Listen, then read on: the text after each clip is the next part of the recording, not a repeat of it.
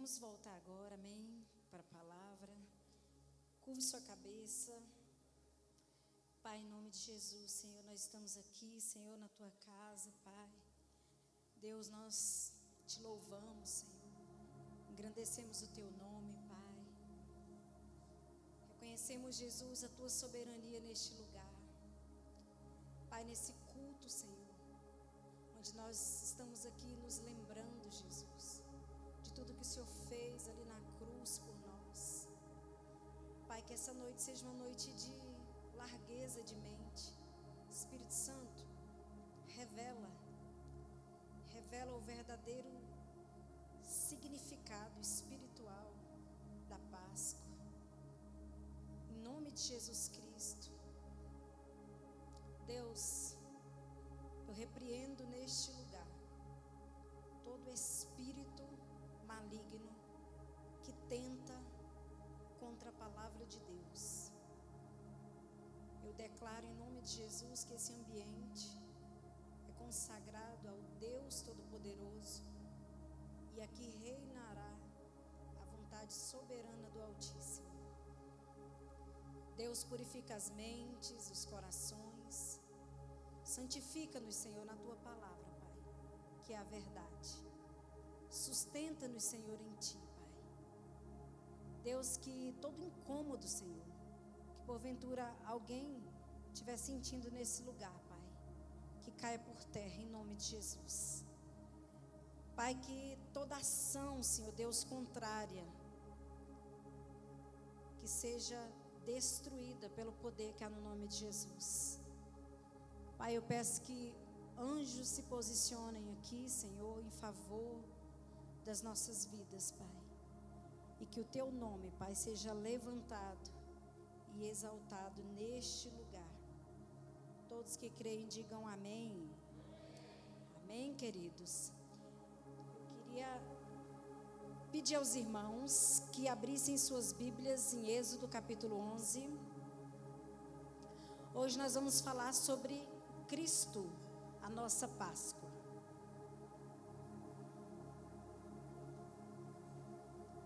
Amém, irmãos?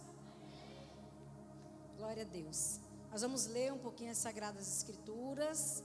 Êxodo capítulo 11. Se porventura depois vocês quiserem colocar algum texto, sempre King James. Não precisa agora, que eu quero vocês lendo a Bíblia, irmãos. Amém? Vamos ler a Bíblia aí?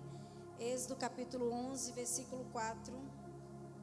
Diz assim: E Moisés proclamou ao faraó: Assim diz Yahweh, à meia-noite passarei pelo meio do Egito, e todo primogênito morrerá na terra do Egito, desde o primogênito do faraó, que deveria sentar-se em seu trono, até o primogênito da escrava, que trabalha no moinho, assim como todas as primeiras crias do gado e dos rebanhos.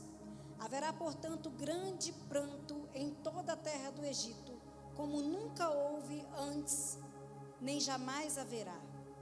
Contudo, entre todos os filhos de Israel, desde os homens até os animais, não se ouvirá o rosnar de um cão sequer, para que saibais que Yahweh fez uma distinção entre os egípcios e os israelitas. Amém? Vamos para Gênesis, para Êxodo capítulo 12. 12, versículo de 1 a 4. Eu peço que você fique bem atento à Bíblia, irmãos, porque a Bíblia é tão poderosa que ela mesma já se explica, sabe? Olha o que diz a partir do versículo 1. Vamos lá. Disse Yahweh a Moisés e a Arão na terra do Egito: Que este mês seja para vós o princípio dos meses. Será o primeiro mês do ano. Falai a toda a congregação de Israel, dizendo: No dia 10 deste mês, que cada homem tome para si um cordeiro para cada família, um cordeiro para cada casa. Entretanto, se a família for pequena, para consumir um cordeiro, então se juntará com o vizinho mais próximo de sua casa, conforme o número de pessoas. O cordeiro será escolhido na proporção do que cada um puder comer. O cordeiro será macho, sem defeito e de 1 ano. Vós o escolhereis entre os cordeiros ou entre os cabritos, e os guardareis até o dia 14 deste mês. E toda a assembléia da congregação de Israel o degolará à tarde. E tomarão um pouco do sangue e passarão sobre os 2 umbrais e sobre as vergas das portas das casas em que o comerem. Naquela mesma noite comerão a carne grelhada no fogo com pães ázimos, não fermentados, e ervas amargas a comerão. Não comereis dele nada cru, nem cozido em água. O animal inteiro, incluindo a cabeça, as pernas e os miúdos, será assado em brasa. Nada deixareis sobrar até pela manhã. Caso isso aconteça, queimareis o que restar. Ao comer, estáis prontos para partir, cinto atado, sandálias nos pés e cajado na mão. Comereis às pressas, é o Pessah de Yahweh, é a Páscoa do Senhor. Amém? Vamos aí, 1 Coríntios.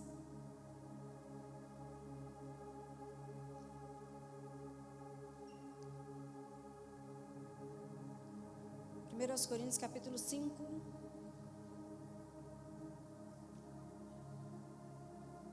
versículos 7 a 9. Diz assim: livrai-vos do fermento velho, a fim de que sejais massa nova e sem fermento, assim como certamente sois, porquanto Cristo, nosso Cordeiro Pascal, foi sacrificado. Por isso, celebremos a festa, não com fermento velho, nem com fermento do maligno e da corrupção, mas com os pães sem fermento, da sinceridade e da verdade. Já vos adverti por carta que não vos associasseis a nada que fosse imoral. Amém, queridos? Vou só colocar o cronômetro aqui. Glória a Deus. Irmãos, hoje nós iremos falar sobre a Páscoa. Amém? É um dia bem propício, né? Já que hoje, aqui no Brasil, se celebra a Páscoa, o dia em que muitas pessoas estão celebrando o Cristo que ressuscitou. E a Páscoa é o dia mais importante do calendário cristão, porque fala sobre a ressurreição de Cristo. Então, o dia mais importante no calendário cristão não é o Natal. E a gente percebe que parece que o Natal é o mais importante, mas isso tudo é por conta de um interesse que existe em vender muito, né? Porque a Bíblia em nenhum momento fala para a gente celebrar o nascimento de Cristo, mas a Bíblia fala para a gente celebrar a morte e ressurreição de Cristo, para nós nos lembrarmos desse ato de Jesus até que Ele venha. Então, Jesus, Ele inaugurou o novo através da Páscoa. Foi através da Páscoa que Cristo inaugurou a nova aliança. E quando a gente fala de Páscoa, muitos pensam em datas comemorativas, muitos pensam em tradições, muitos pensam em comércio. Mas a verdadeira Páscoa, gente, não é um evento no calendário. A verdadeira Páscoa é uma realidade espiritual viva. E a Páscoa bíblica não é a Páscoa do coelho, é a Páscoa do Cordeiro. A Páscoa bíblica não é a Páscoa do chocolate, mas é a Páscoa do sangue. A Páscoa não gira em torno de costumes, ela gira em torno de uma pessoa, que é Jesus Cristo. Em Êxodo, no capítulo 12, no texto que nós lemos, nós vemos ali que Deus, Ele instituiu a Páscoa no dia em que os primogênitos do Egito seriam mortos, né, pelo juízo divino por causa da escravidão. O povo hebreu estava ali sendo cativos, estavam sendo escravizados ali no Egito por mais de 400 anos.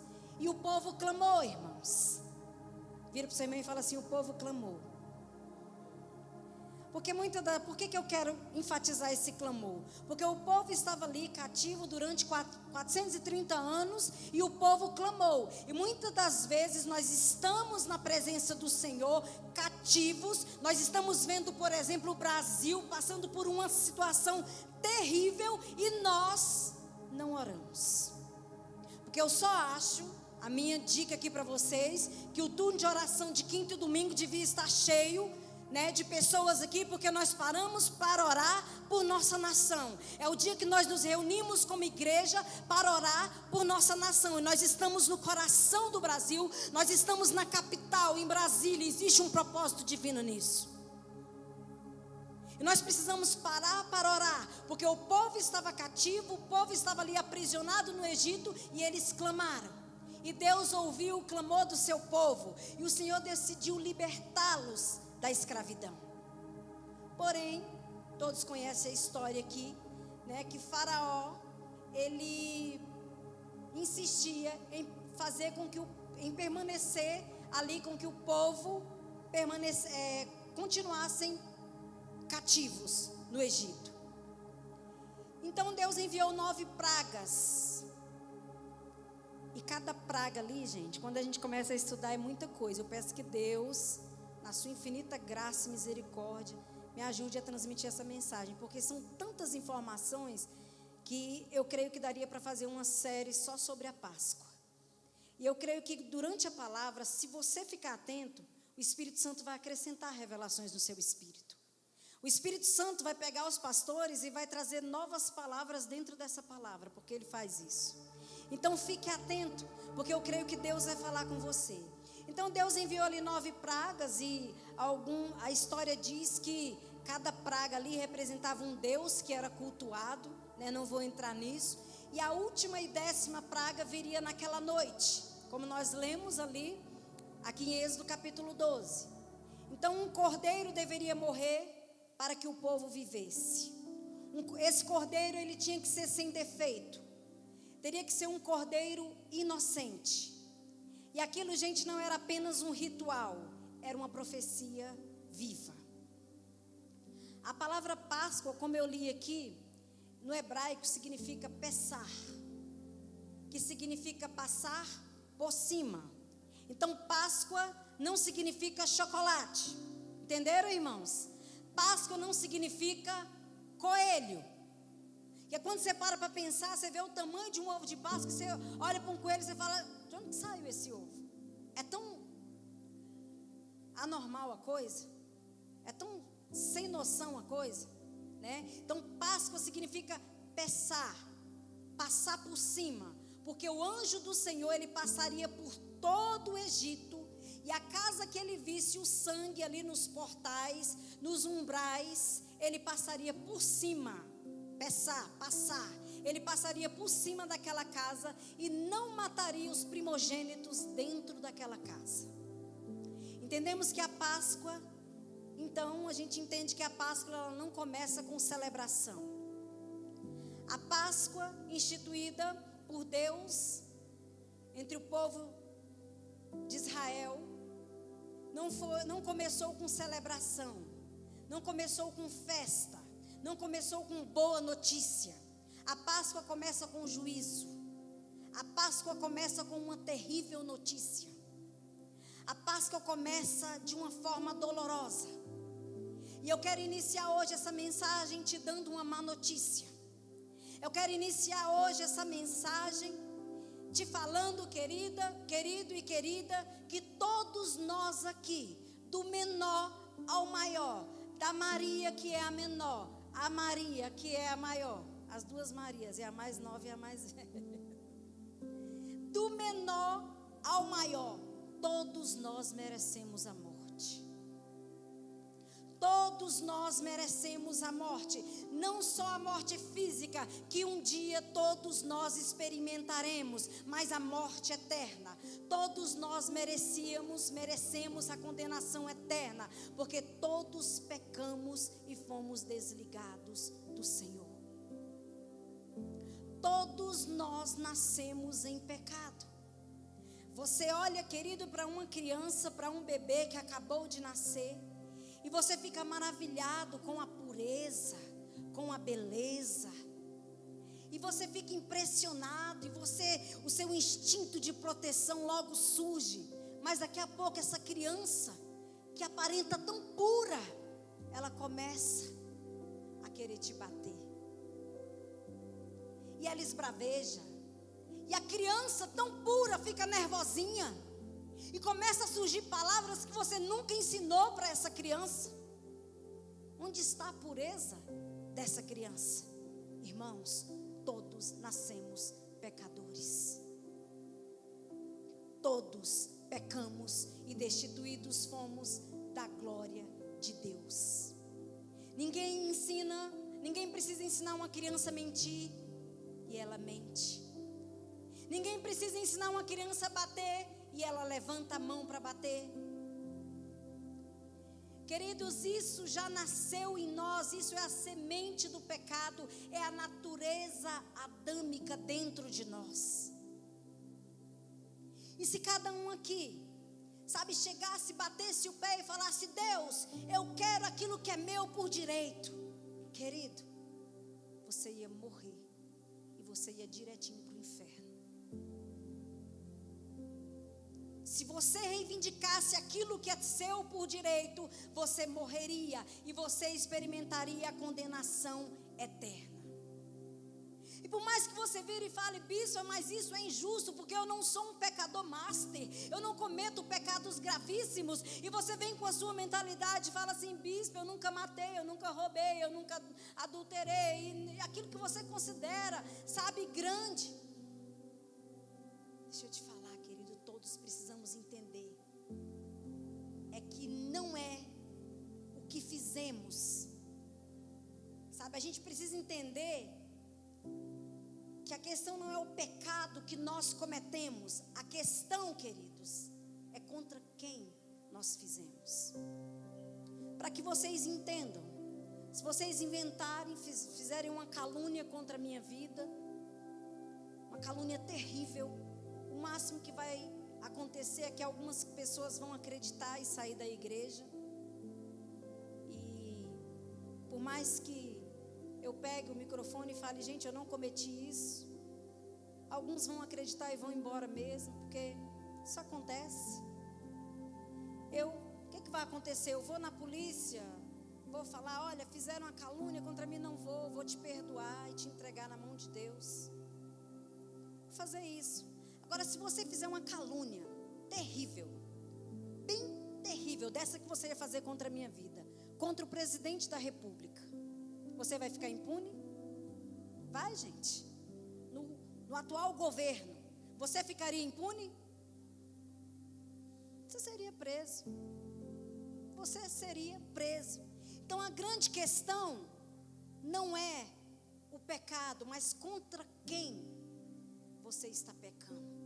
E deixa eu te falar, já tem algumas décadas que nós temos pecado contra Deus. Já tem algumas décadas que a gente vem ferindo, que a gente vem pecando contra o autor da vida. Sim ou não? Nós temos pecado contra o dono do universo, contra o Todo-Poderoso, contra aquele que é santo, santo, santo. E quando nós pecamos, irmãos, é contra ele que nós nos rebelamos. Quando nós pecamos, atingindo alguém, pensando que a gente atingiu alguém, entenda que você está pecando, você está se rebelando contra o autor da vida.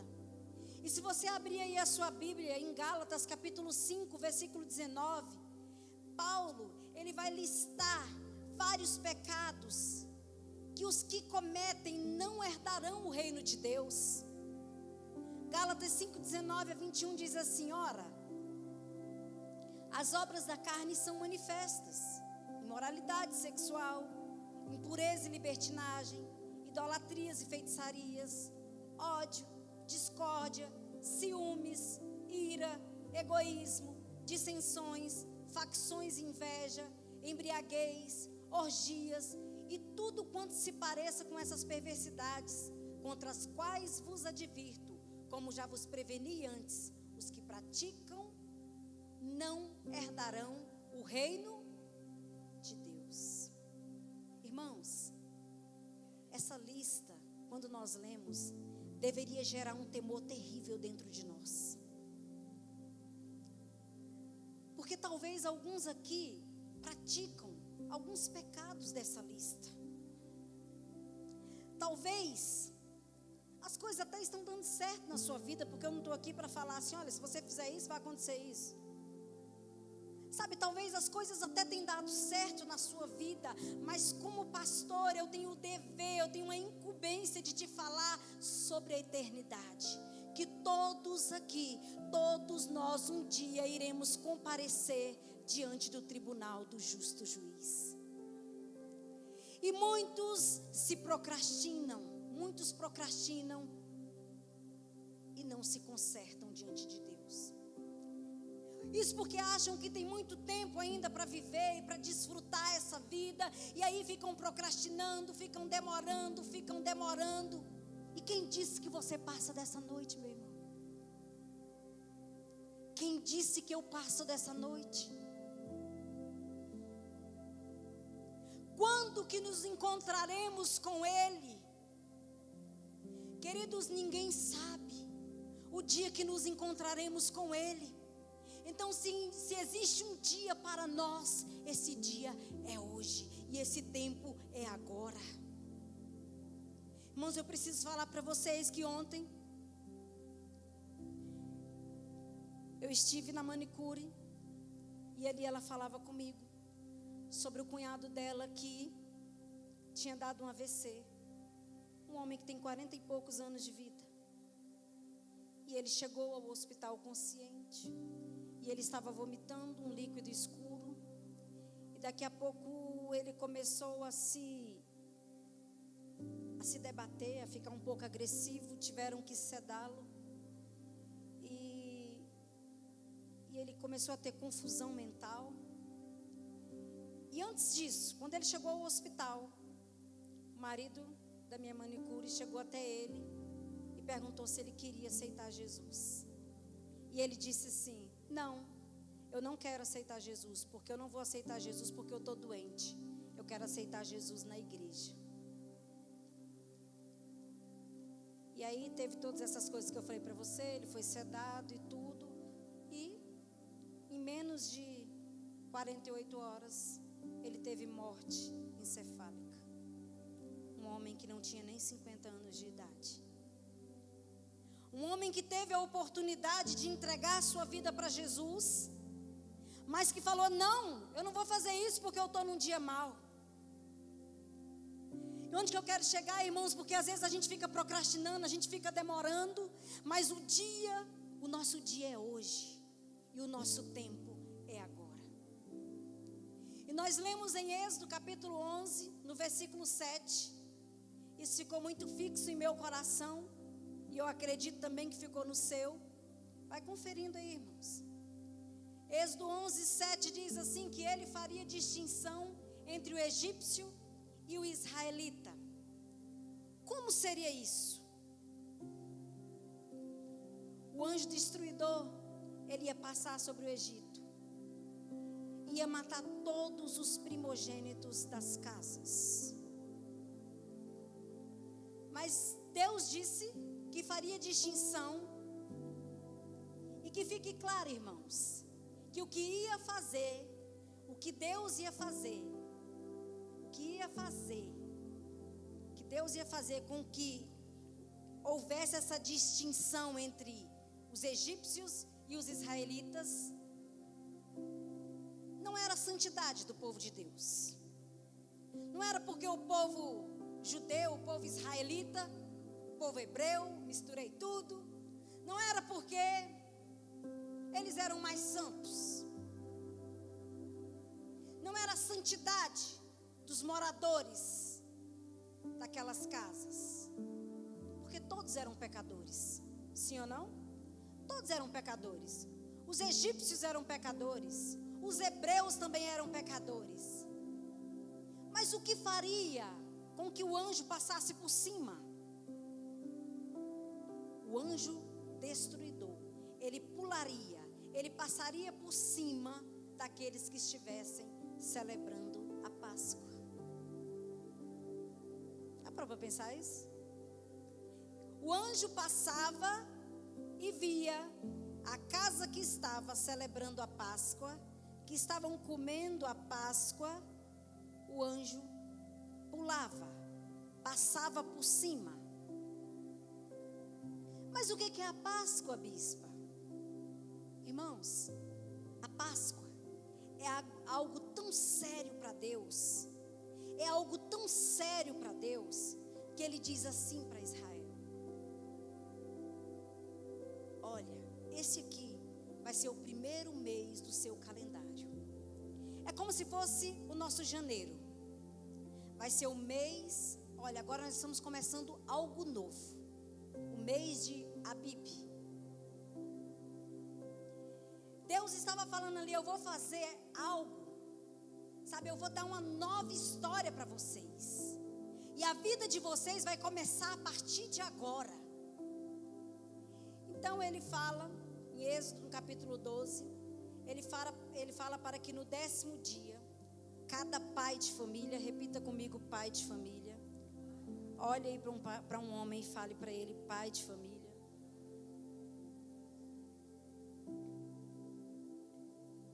Deixe Deus falar com os homens aí hoje, em nome de Jesus. E aí, olha só. Aí ele fala para cada pai de família pegar um cordeiro de 1 ano. Não era para a mulher pegar o cordeiro. Vou dar uma voltinha aqui porque eu preciso olhar para vocês. Era para o homem, cabra macho, pai de família, pegar o cordeiro. Eu vi algo na televisão que eu falei: gente, será que eu tenho que passar na igreja? Um homem com sobrepeso, sentado, mexendo naquele negocinho, videogame, com a chupetinha na boca. Alguém viu isso? Eu só vi, eu não ouvi. E aí ele era o filho da mãe dele, né? A mãe dele, a mãe chegava e falava, aí ele soltava a chupetinha para responder. Homens, Deus chamou para ser homem. Amém, irmãos? Fala assim: olha, quando eu penso na responsabilidade de um homem, eu sei que ser mulher, gente, é bem sofrido pra gente. Dores de parto multiplicada, TPM, é a nossa regra aqui. É tanta coisa, sabe? Mas quando você pega a responsabilidade do homem mesmo, você teme e fala: obrigada, Senhor, porque eu sou mulher. Quantos homens aqui podem dar um glória a Deus por serem homens? E aí, Deus fala ali para ele pegar no 10º dia, para cada pai de família pegar um cordeiro de 1 ano, tinha que ser sem mácula e trazer para casa. Ele falou assim: ó, vocês vão sacrificar no 14º dia. Gente, deixa eu falar uma coisa aqui, eu fico pensando assim, mulher que é detalhista, né? Deixa eu ver se tem defeito, se não tem. Mas era o homem. Então, se o homem tinha que procurar o cordeiro de 1 ano e sem mácula, é porque você também, homem, tem essa capacidade de ser detalhista, de prestar atenção, de parar de ser folgado e descansar em cima da sua mulher. Eita, desculpa, homens, eu amo vocês, mas... E aí, o que acontece? O homem tinha que pegar esse animal e trazê-lo para casa. Mas por que trazer esse animal para casa? Por que não, sabe, selecionar lá o animal, lá onde ele precisava pegar? Hoje seria, não sei nem aonde, né? Nos currais aí da vida. Mas pegar só no dia para levar para o sacrifício. Porque hoje a gente é prático, a gente ia querer fazer isso. Não é isso? Mas o homem, o pai de família, tinha que pegar o animal sem mácula, com 1 ano de vida, no 10º dia e levar para casa. Por que isso? Gente, se você pega um animalzinho e leva para sua casa, até quem não gosta acaba se apegando, sim ou não? Até quem não gosta. Eu já vivi isso. Meus filhos pegaram um cachorro para criar, Anakin. O cachorro era grande, a unha dele crescia muito, mas ele era bebê, então ele me arranhava e eu ficava nervosa com ele. Mas no dia que esse cachorro sumiu, que ele fugiu, eu chorei, gente. Eu nem gostava do cachorro. Mas eu chegava do trabalho, eu brincava Anakin, e ele pulava em mim e me arranhava. Eu falava, esse cachorro me arranha. Mas no dia que ele sumiu, eu chorei. Eu falei, gente, eu nem gostava, por que eu estou chorando? Porque a gente se afeiçoa, a gente se apega ao animalzinho. Sim ou não, gente? E aí, olha só. Se você pega um animalzinho, aqui é comum a gente fazer isso com um cachorrinho, né? Gatinho, não sei. Daqui a pouco os filhos dão nome. Vão dar nome para um cachorrinho. Eu tive uma cachorrinha quando a Belinha era pequenininha, Caramelo. E ela, aprove a ela, não sei de onde, colocar o nome da cachorrinha de Melly. Não sei porque era Melly. E pegou, virou Melly. Porque a criança, ela faz isso, ela inventa um nome.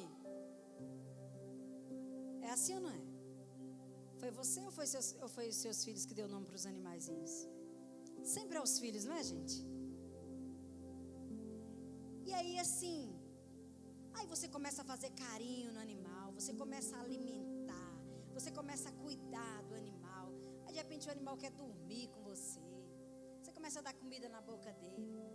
E quando chegar, aí chega o 14º dia, o pai tinha que pegar o animal e levar para o sacrifício.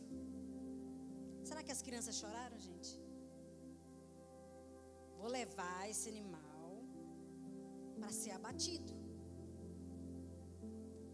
Mas o que Deus estava querendo dizer com isso? Queridos, o que Deus estava querendo dizer era o seguinte: quem vai salvar vocês não é um símbolo. Quem vai salvar vocês é algo extremamente pessoal. A verdade, gente, é que Jesus, ele poderia ter surgido nas nuvens. Ele poderia ter surgido ali dos céus, com 33 anos. E ele poderia ter descido do céu, subido na cruz, morrido em nosso lugar. Mas ele não fez isso. Ele veio como homem. Ele nasceu do ventre de uma mulher. Sabe, ele percorreu no nosso meio. Ele caminhou entre as pessoas. Ele conviveu de perto 3 anos com seus discípulos. Os discípulos ali, eles andaram de perto com Jesus, eles deram nome para o Cordeiro, eles comeram juntos com o Cordeiro, os discípulos dormiram com o Cordeiro, os discípulos brincaram com o Cordeiro, os discípulos choraram com o Cordeiro, os discípulos deram risadas com o Cordeiro. Irmãos, o que aconteceu na cruz, sabe o que aconteceu na cruz, meus queridos? Não era alguém ali pagando o meu pecado, era o meu amado, era o meu amigo sendo sacrificado na cruz por mim. Sabe, não era alguém distante, era alguém que veio, que se identificou comigo, alguém que conheceu a dor do homem, alguém que sentiu o que era ser humano, o que era ser homem. Foi ele. Foi o meu amado, foi o meu amigo Jesus, que se entregou na cruz. Você só vai entender, queridos, de verdade o que é a Páscoa, quando você compreender quem é que morreu naquela cruz. Foi o nosso amado, foi o Cordeiro de Deus. Você não pode ficar indiferente quanto a isso. Basta você saber de onde, você se lembrar de onde Ele te tirou, quem era você, sabe quantos livramentos Ele te deu. Irmãos, quando eu me lembro de quem eu era, de como minha família era estragada, sabe o que Jesus fez, como Ele fez, a forma que Ele fez para me salvar, para me resgatar, para entrar na minha casa, para mudar a história da minha família. Meus irmãos, não tem como, sabe, eu não amar esse Deus, não tem como, irmãos, eu não me afeiçoar a Ele, a eu não querer todos os dias estar com Ele, amando, me rendendo, sabe, em devoção, em entrega, em amor, porque Ele é o meu amado. E eu sei, irmãos, que ninguém faria por mim o que Jesus fez.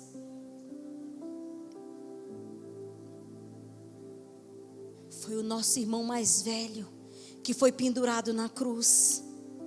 Irmãos, isso é muito pessoal.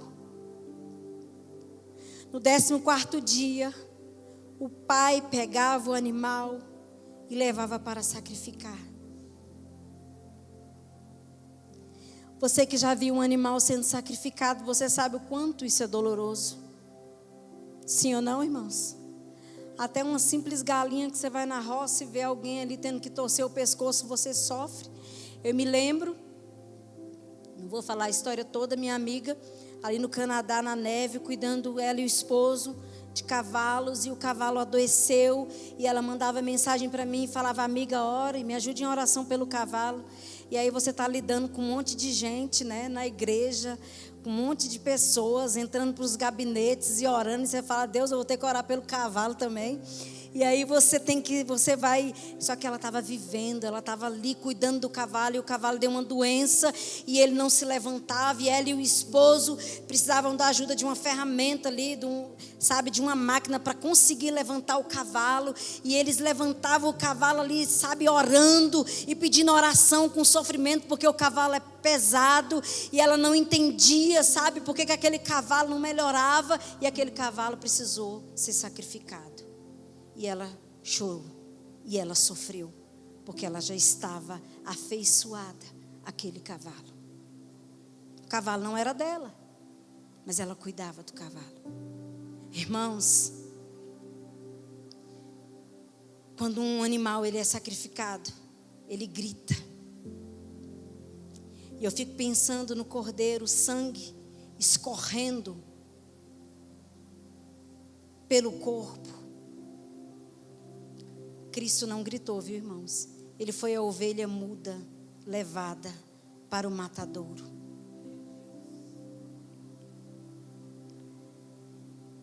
E aí, quando aquele animal, o cordeiro, foi sacrificado no 14º dia, aí o Senhor falou: olha, pegue um pouco do sangue e passe nos umbrais da porta. Passe o sangue pelos portais. Há muito que se falar sobre isso, porque vou tentar só resumir assim. Lá no Egito, as casas antigas, eles colocavam o nome dos deuses que eles cultuavam nas portas. Então Deus, ele detesta que você adore outros deuses. Então Deus, ele não tolera que você tenha outros ídolos. E ali era a marca do sangue, porque, e Jesus disse, né, gente, Ele é a porta, Ele é o caminho. Tanto dá para falar sobre isso, mas deixa eu voltar para cá. E aí o sangue tinha que se passar pelos umbrais das portas, para que quando o juízo do Senhor viesse, passasse por aquela casa. Quando o juízo vinha e passava naquela casa, que tinha o sangue sobre as portas, o anjo, ele pulava. Ele pulava, ele passava por cima. E ele dizia: aqui eu não posso, porque um cordeiro morreu por essa família. Ai, irmãos, eu não sei se você entende o que eu estou dizendo. Mas sabe, homem, a responsabilidade que você tem, sabe, o Senhor virar e falar assim: você, se aquele homem que ora, que clama por sua família, que invoca o sangue de Jesus, que como Jó pede perdão pelos pecados da sua família, Sabe, isso intercessoriamente, irmãos, porque eu sei que salvação é individual, sabe, eu entendo tudo isso, mas eu não cesso de orar pelos meus. E aí o anjo da morte passava, o anjo destruidor passava e falava: aqui eu não posso, porque um homem, um pai de família, ele se levantou, ele pegou um cordeiro, e um cordeiro foi sacrificado por essa família. Eu não posso tocar nessa família, eu não posso tocar, porque aqui tem a marca do sangue, aqui tem a marca do sangue. Aí você fala: bispa, mas eu não tenho marido, bispa, mas eu sou uma jovem e ainda não casei. Irmãos, eu sou essa que vos fala que antes de casar, irmãos, sabe, eu me posicionei por minha família. Eu fui essa, sabe, que peguei o cordeiro e apresentei para minha família, e Deus entrou com salvação na minha casa. Em nome de Jesus, irmão, se posicione por tua família.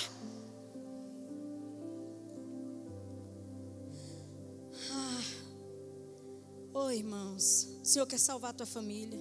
Fala isso aí para o teu irmão, querido. O Senhor quer salvar a tua casa. Quando Deus disse que faria distinção entre os egípcios e os israelitas, não é porque os israelitas eram melhores, não é porque os israelitas eram superiores, não é porque eles pecavam menos, sabe, não é porque eles eram mais dignos, não é porque os israelitas eram mais santos, porque todos somos pecadores. A distinção que existe é quem está coberto pelo sangue e quem não está. Queridos, eu tenho certeza que no dia do juízo eu não vou conseguir me salvar. Eu reconheço que eu preciso de um Salvador.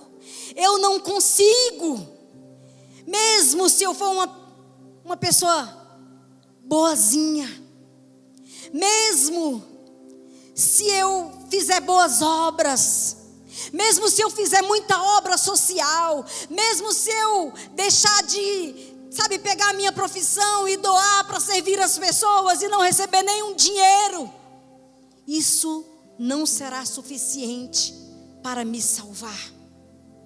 Porque ninguém vai ser salvo por obras. Ninguém pode ser salvo por obras. A salvação é de graça, mediante a fé em Cristo Jesus, mediante a fé no Cordeiro de Deus, no Cordeiro de Deus que tira o pecado do mundo. Aleluia. Nada, queridos, é suficiente para nos salvar, mas o sangue do Cordeiro é poderoso para me salvar, para me purificar e para pagar a minha dívida. Irmãos, todos nós tínhamos uma dívida eterna, impagável, não tem dinheiro que pague essa dívida, não tem bondade que pague essa dívida. Você pode oferecer o seu corpo para morrer, que não paga essa dívida. Você pode entregar os seus filhos para serem mortos, não paga essa dívida, irmãos. Mas Jesus Cristo, o supremo pastor e bispo das nossas almas, o Cordeiro, eis o Cordeiro que tira o pecado do mundo, aquele que era 100% Deus, 100% homem, ele se fez carne, ele habitou entre nós, ele se entregou naquela cruz, e a última frase dele ali na cruz do Calvário foi: tetelestai, está consumado, a dívida foi paga, e a boa notícia, querida, é que em Romanos capítulo 8, versículo 1, Paulo diz: nenhuma condenação há para os que estão em Cristo Jesus. Pode aplaudir o Rei dos Reis. Sabe o que isso significa, irmãos? Quando o Pai olha para mim, e Ele olha para você, Ele não vê uma pecadora, Ele não vê um pecador, Ele vê um justo, Ele vê uma justa. João Batista estava ali, e as pessoas indagando, perguntando para ele: você é o Cristo? Por que você batiza? Se você não é o Cristo, por que você batiza? Então quem é você? Você é Elias? Estou entendendo. Ele: não, eu não sou o Cristo, eu sou aquele que prepara o caminho. Aí no outro dia Jesus vem na direção dele, aí o Espírito ali com aquela revelação celestial. Aí João Batista fala assim: eis, olha aí, eis que vem o Cordeiro de Deus, aquele que tira o pecado do mundo. Olha aí o Cordeiro de Deus, é desse aí que eu estou falando. Aleluia. João 1:29 diz isso. E a proposta da Páscoa, irmãos, é que você aceite o sacrifício do Cordeiro e seja coberto pelo seu sangue. Aceite o sacrifício de Jesus e seja coberto pelo sangue. Como? Entregando sua vida para Ele. Reconheça que você é pecador e precisa de um Salvador. Esse sangue só pode estar sobre você. Ele não vai estar sobre você porque você clama: o sangue de Jesus tem poder. O sangue vai estar sobre você se você de fato reconhecer que é um pecador e que precisa de um Salvador. Irmãos, isso é obra do Espírito Santo. Ele que te convence do pecado, da justiça e do juízo. Irmãos, eu quis fazer tantas coisas na minha vida. Pensa numa menina de 18 anos. Eu queria fazer tantas coisas, mas eu não chegava em lugar nenhum. Com 18 anos, mas eu já tinha feito tantas tentativas, e as coisas meio que não davam certo para mim. Mas eu olhei para o alto e reconheci que eu precisava de um Salvador. E Ele entrou e Ele me transformou e me transforma, irmãos. Porque se existem áreas com deficiências na tua vida, na tua alma, isso significa que você ainda precisa de um Salvador nessa área da sua vida. Irmãos, eu me acordo e me prostro e falo: eu reconheço, eu preciso do Salvador. Porque se não for o Salvador, irmãos, eu posso me perder.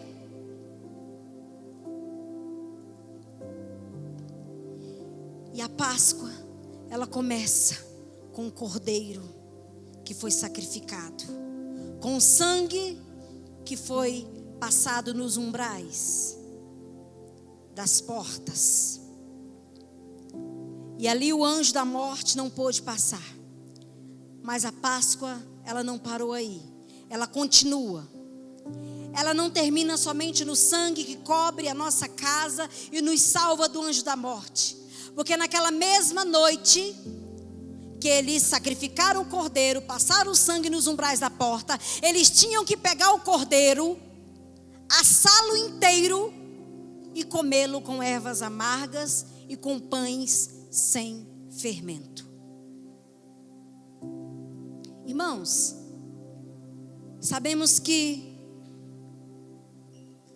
o cordeiro que morreu em nosso lugar, o sangue que foi derramado para pagar a nossa dívida e que nos purifica do pecado.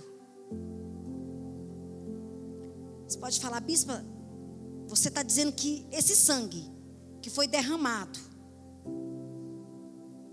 o cordeiro que derramou o seu sangue para pagar a nossa dívida, que nos purifica, esse sangue, o cordeiro que se entregou para nos livrar da morte eterna, você está dizendo que só isso não é suficiente? O sangue não é suficiente.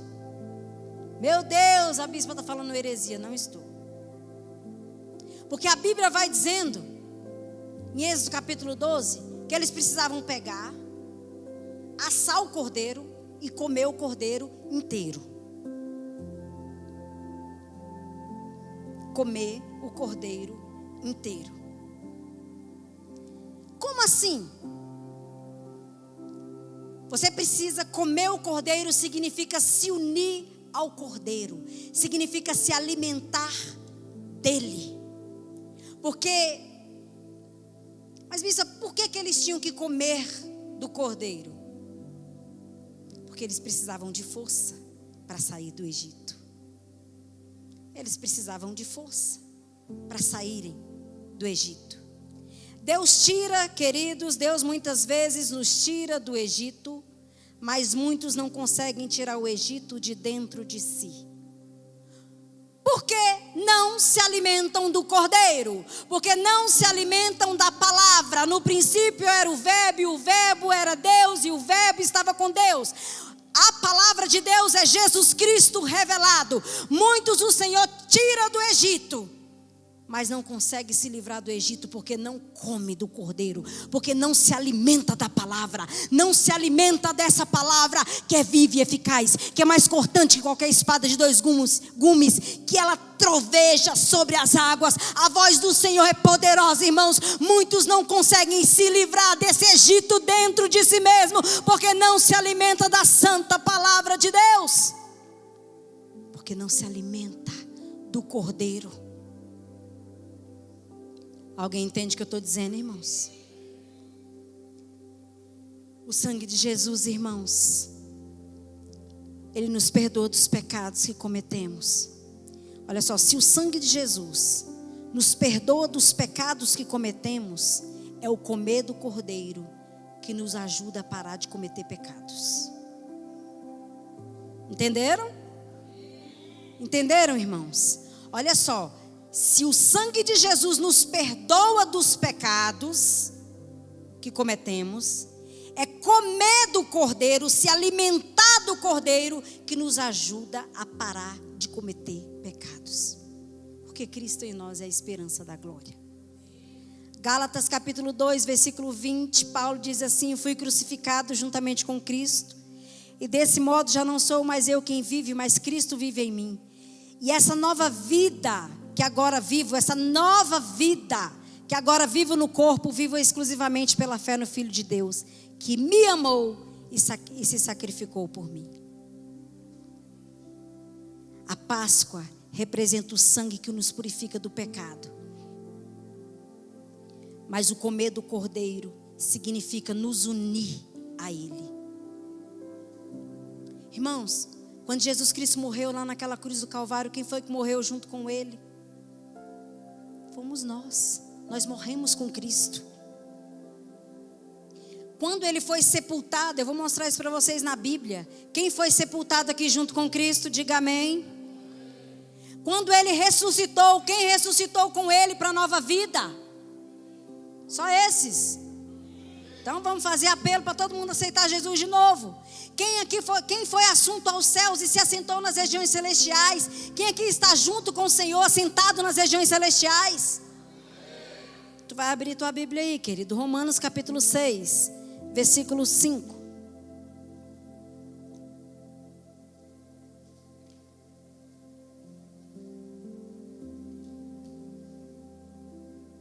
Do 5 ao 13, diz assim, Romanos 6, do 5 ao 13. Se desse modo fomos unidos a Ele na semelhança da sua morte, com toda certeza o seremos também na semelhança da sua ressurreição. Vai dando glória a Deus, irmãos, é a Bíblia. Pois temos conhecimento de que a nossa velha humanidade em Adão foi crucificada com Ele, a fim de que o corpo sujeito ao pecado fosse destruído, para que nunca mais venhamos a servir ao pecado. Porquanto, todo aquele que morreu já foi justificado do pecado. E mais, se morremos com Cristo, cremos que também com Ele viveremos.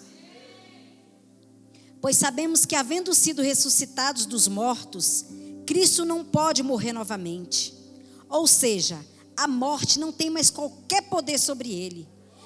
Porque ao morrer para o pecado, morreu de uma vez por todas para o pecado. Todavia, quanto ao viver, vive para Deus. Assim, dessa mesma maneira, considerai-vos mortos para o pecado, mas vivos para Deus em Cristo Jesus. Portanto, não permitais que o pecado domine vosso corpo mortal, forçando-vos a obedecerdes às suas vontades. Tampouco entregueis os membros do vosso corpo ao pecado, como instrumento de iniquidade. Antes, consagrai-vos a Deus como ressuscitados, levantados da morte para a vida, e ofereçais os vossos membros do corpo a Ele como instrumento de justiça. Irmãos, a ordem de Deus era que comessem o cordeiro inteiro. E Deus é detalhista. E assim, o cordeiro inteiro, Ele vai falando ali, ó, com a cabeça, com os pés e com as vísceras. Então, a geraçãozinha aí Nutella que fala, eu não vou comer fígado, eu não vou comer miúdos, eu não como moela, eu não...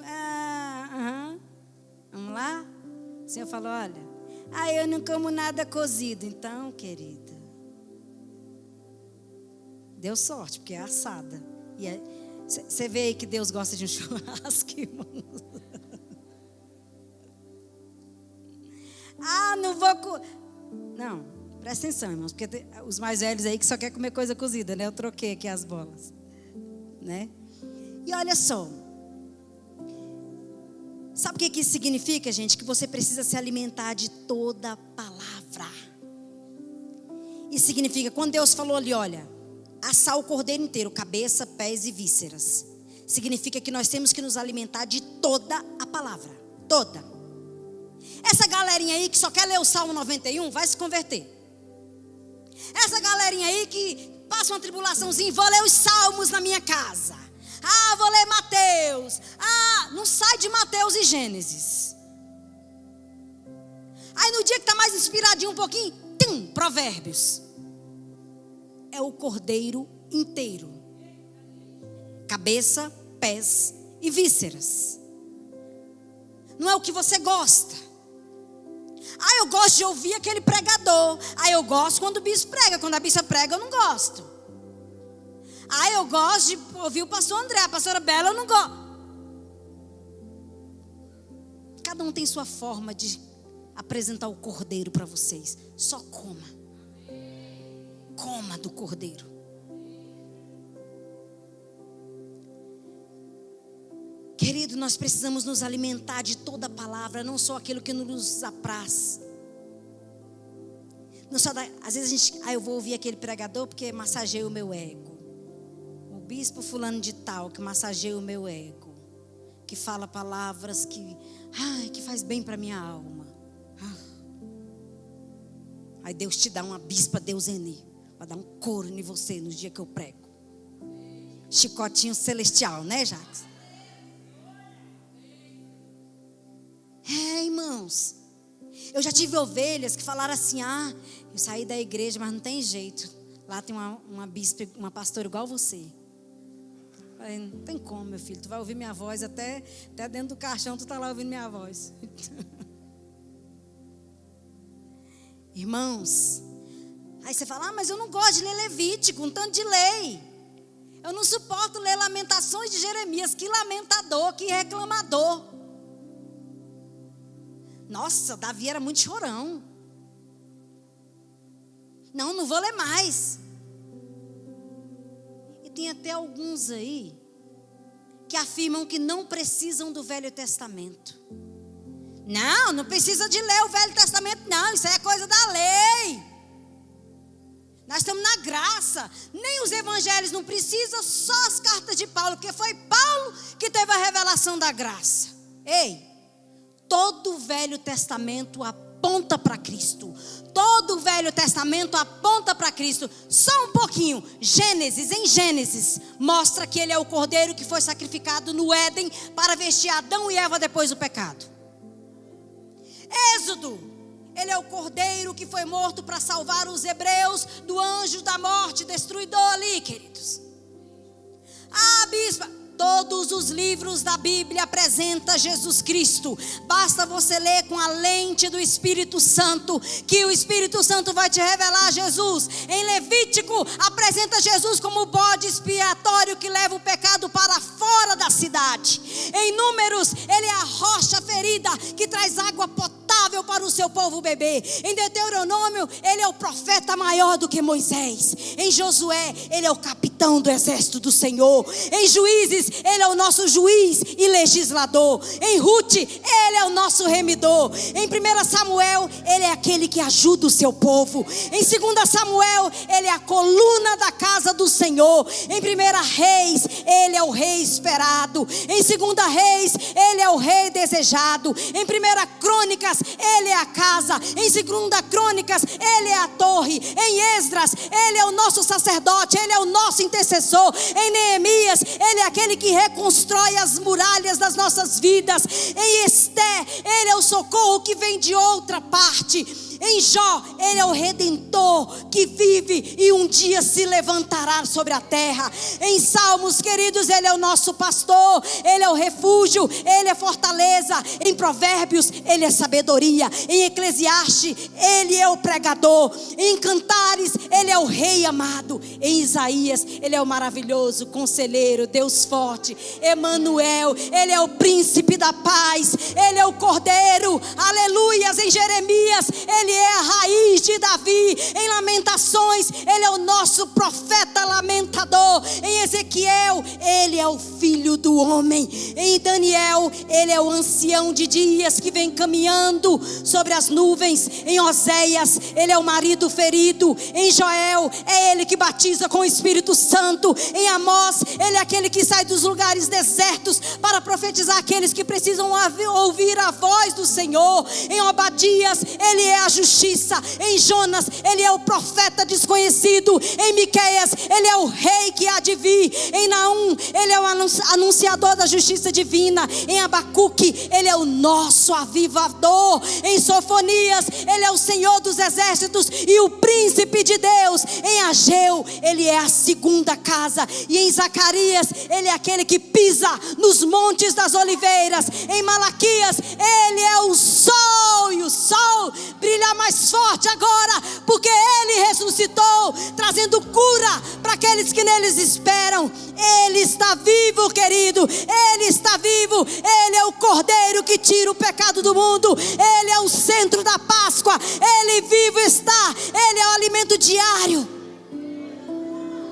Irmãos, mas muitas vezes é tão difícil ouvir Deus quando você já decidiu o que e quem você quer ouvir. Às vezes é muito difícil ouvir Deus quando você já decidiu quem você quer ouvir. Entregar nossas vidas a Jesus é se sujeitar à sua santa vontade, é negar-se a si mesmo, é tomar a sua cruz, é seguir, é renúncia, é comer o cordeiro inteiro. Sabe quando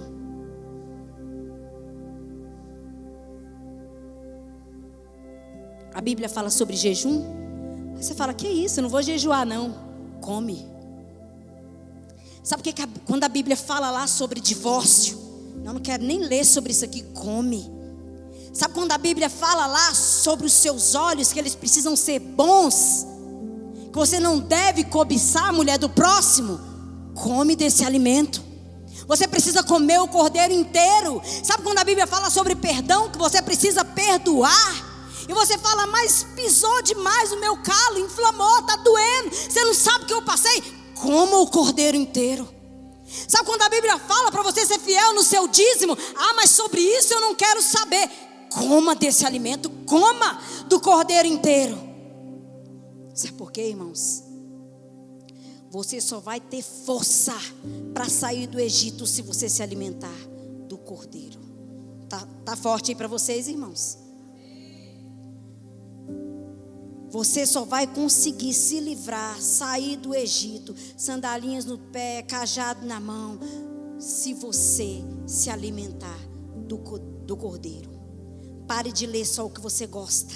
Se alimente do cordeiro em nome de Jesus e tenha força para sair do Egito. Êxodo 12:15 diz assim: durante 7 dias comereis pães sem fermento. Desde o primeiro dia tirareis o fermento das vossas casas. Pois todo o que comer algo fermentado, desde o primeiro dia até o 7º, essa pessoa será eliminada de Israel. pães sem fermento. Tinha que procurar, ver se tem fermento na casa, tira. Gente, olha só, a festa da Páscoa também deveria ser celebrada com pães sem fermento. Mas por que esses pães teriam que ser sem fermento? Gente, naquele tempo não existia o fermento industrial como tem hoje, né? E eles usavam algo chamado de massa velha. O que é essa massa velha? Era um pouco de massa já fermentada do dia anterior, que misturava a nova massa e fazia tudo crescer naturalmente. Então, todos os dias eles tiravam um pouco da massa para o outro dia. No outro dia que eles iam fazer o pão, eles pegavam a massa velha e misturavam a massa nova. Misturavam, tiravam outra quantia e guardavam. E assim eles faziam todos os dias. Por que Deus proibiu o fermento na Páscoa? O fermento, ele passou a representar o pecado, gente. O fermento passou a representar a corrupção, algo que se espalha silenciosamente. E assim como o fermento, o pecado começa pequeno, cresce escondido e influencia tudo. Por isso Deus disse: removam o fermento. Pensa, mas o que Deus estava querendo dizer? O que Deus estava querendo dizer para o povo de Israel era o seguinte: olha, agora, a partir de agora, nós instituímos um novo tempo. Vocês não vão comer mais pão com fermento, porque eu não quero nada da vida passada. Eu não quero nada do passado, agora é tudo novo. Porque eu faço uma coisa nova no vosso meio. Eu estou apresentando para vocês, Jesus está dizendo, eu estou apresentando um novo reino. E nada pode contaminar vocês, então esqueça das coisas que para trás ficam e avançam para as que estão diante de vocês.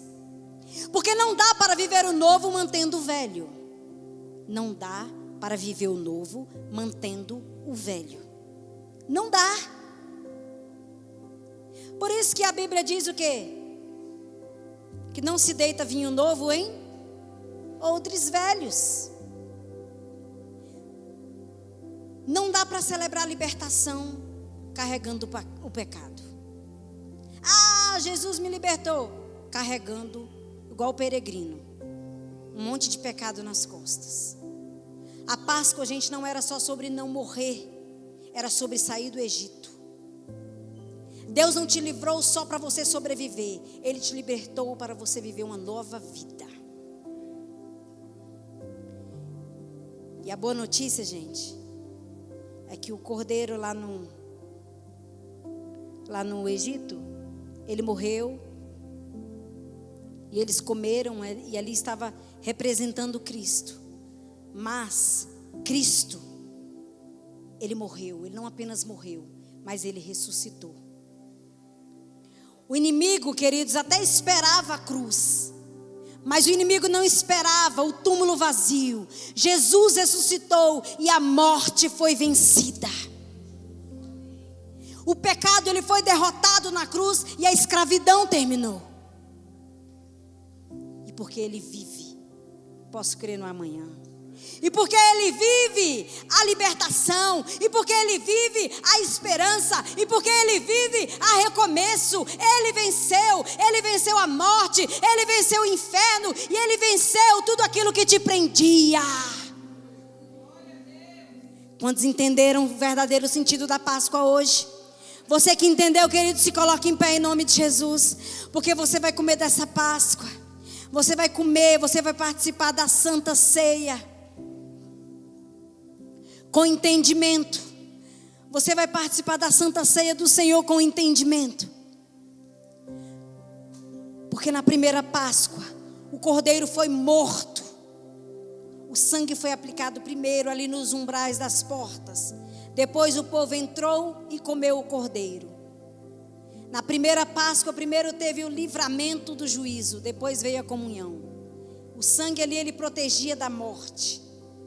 Mas na Santa Ceia, Jesus inverte essa ordem.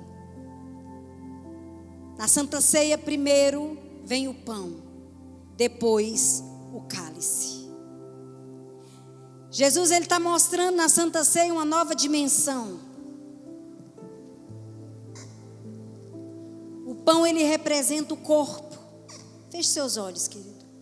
O pão, ele representa o corpo que foi entregue. Esse pão, ele aponta para a encarnação. Esse pão aponta para a vida de Cristo. Esse pão aponta para o corpo entregue na cruz. Antes do sangue de Jesus ser derramado, o corpo foi oferecido. O cálice representa o sangue da nova aliança. O cálice representa o sangue derramado, a aliança estabelecida, a redenção completa. Quero convidar os irmãos.